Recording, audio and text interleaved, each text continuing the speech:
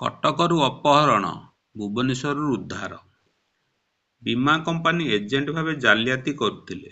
ମୃତ୍ୟୁକାଳୀନ ବୀମା ବନ୍ଦୋବସ୍ତ କରାଇବା ନାଁରେ ଜାଲିଆତି କରି ଠକୁଥିଲେ। ଟଙ୍କା ହାତେଇବା ପାଇଁ ଜଣେ ପୁଅକୁ ଫିଲ୍ମ ଷ୍ଟାଇଲରେ କଟକ ସଦର ଥାନା ଅଞ୍ଚଳରୁ ଅପହରଣ କରିନେଇ ଗଞ୍ଜାମ ମୁହାଁ ହେଉଥିବା ବେଳେ ଅପହରଣକାରୀ ଭୁବନେଶ୍ୱର କମିଶନରେଟ ପୋଲିସ ହାତରେ ଧରା ପଡ଼ିଛନ୍ତି। ଖବର ପାଇ କ୍ୟାପିଟାଲ ଥାନା ପୁଲିସ ରାଜମହଲ ଅଞ୍ଚଳରୁ ଅପହୃତାଙ୍କୁ ଉଦ୍ଧାର କରିବା ସହ ଅପହରଣକାରୀଙ୍କୁ ଧରି ସଦର ଥାନା ପୁଲିସ ଜିମା ଦେଇଛି।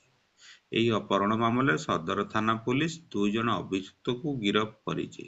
ସେମାନେ ହେଲେ ଗଞ୍ଜାମ ଛତ୍ରପୁର ଅଞ୍ଚଳର କେ ସୋମନାଥ ଓ ସଞ୍ଜୟ ବେହେରା।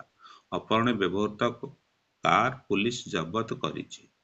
କଟକ ସଦର ଥାନା ମହାଧରପଡ଼ା ଅଞ୍ଚଳର ଥିବା କୃଷି ସଂଗଠନ କାର୍ଯ୍ୟାଳୟରେ ଛତ୍ରପୁର ଅଞ୍ଚଳର ଜଣେ ଯୁବକ ନିୟୋଜିତ ଅଛନ୍ତି।